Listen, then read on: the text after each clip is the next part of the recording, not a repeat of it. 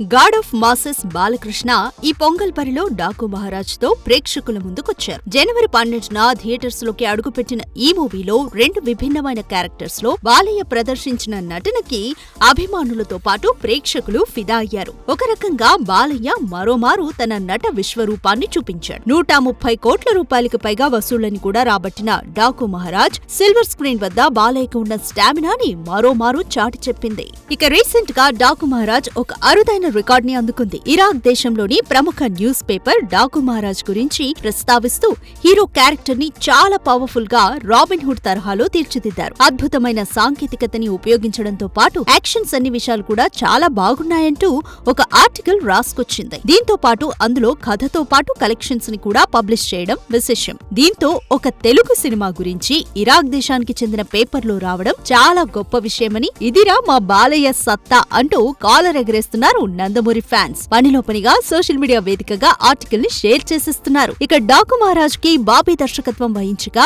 బాలకృష్ణకి జతగా ప్రజ్ఞా జైస్వాల్ నటించగా శ్రద్ధా శ్రీనాథ్, బాబీ డియోల్, ఊర్వశి రౌతేలా ప్రధాన పాత్రలు పోషించిన సంగతి తెలిసిందే. మొత్తానికి ఇక్కడ ఓటీటీల్లో దుమ్ము దులుపుతున్న మన బాలయ్య ఇప్పుడు విదేశాల్లో కూడా సత్తా చాటుతున్నాడన్నమాట.